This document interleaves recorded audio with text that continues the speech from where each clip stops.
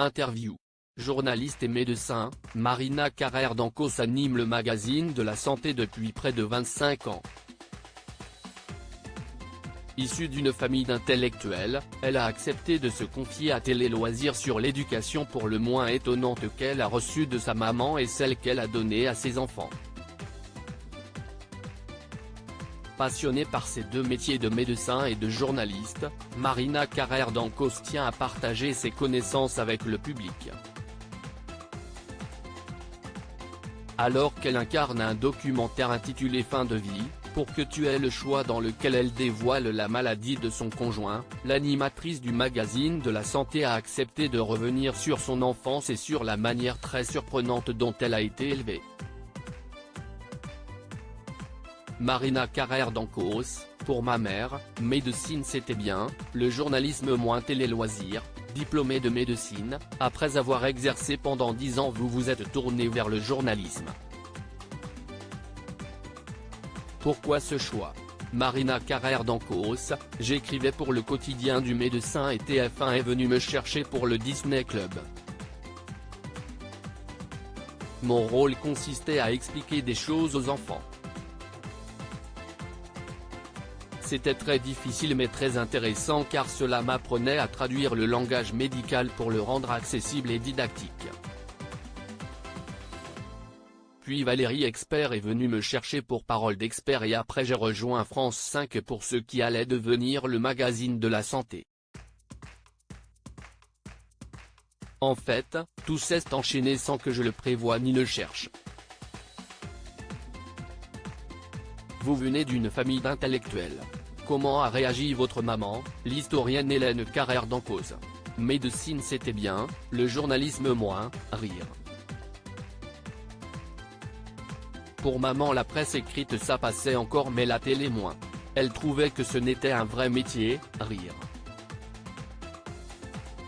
Heureusement, au fur et à mesure, elle a reconnu que ce que je faisais était quand même intéressant. Si j'avais présenté un télécrochet ou était devenue animatrice d'émissions de jeux, j'aurais eu de gros problèmes à la maison. Votre maman était-elle très exigeante sur l'école? Elle était très cool sur les études. Je me souviens d'une année avec un professeur d'histoire que je n'aimais pas et je ne suis pas allé à un seul cours. Maman me faisait des mots d'excuses improbables sans s'embarrasser d'un quelconque souci de sérieux. Je faisais ce que je voulais mais elle ne devait jamais être convoquée chez le directeur et je devais obligatoirement passer dans la classe supérieure. C'était le seul contrat que j'avais, mais j'ai quand même des grosses lacunes en histoire. Comment votre maman vous a-t-elle élevé? D'une manière assez passionnante car de par son métier, beaucoup d'intellectuels, de politiques, de Russes, de gens du KGB prenaient les repas avec nous. L'intelligence de mes parents a été de laisser leurs enfants rester autour de la table du moment qu'ils se taisaient et écoutaient. Grâce à ça nous avons eu assez tôt une conscience politique et une culture. Marina Carrère d'Ancos, j'ai des enfants très simples qui acceptent mes choix. Attachait-elle aussi une importance au respect? Oui, ainsi qu'à la politesse.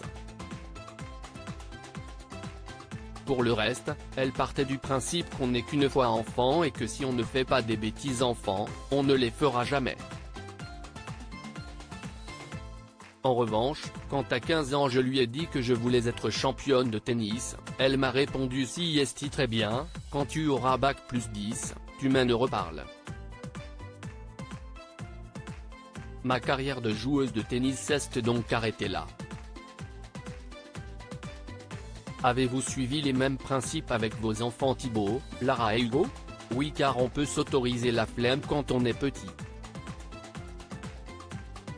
D'ailleurs je préférais qu'ils me disent qu'ils ne voulaient pas aller à l'école plutôt que de m'annoncer qu'ils avaient mal au ventre car cela m'inquiétait.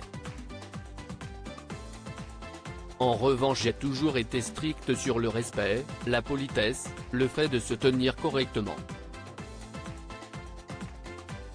Dans un documentaire que vous incarnez sur France 5 le 26 septembre vous révélez que votre compagnon Antoine est atteint de la maladie de Charcot. Comment ont réagi vos enfants? Je leur en ai parlé, ils l'ont rencontré et ça se passe très bien. J'ai des enfants très simples qui acceptent mes choix. Ils n'ont donc pas essayé de me dire que j'étais complètement folle ni de me dissuader.